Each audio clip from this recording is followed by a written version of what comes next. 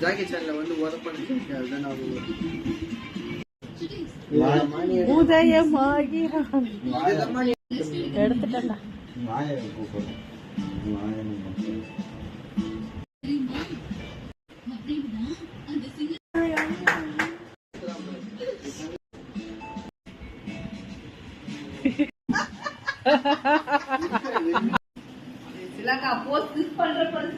அப்புறம் வேற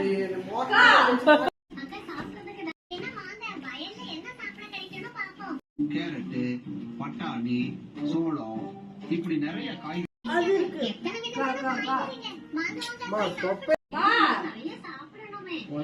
சாப்பிட்டு அதோட புயலால வேகம்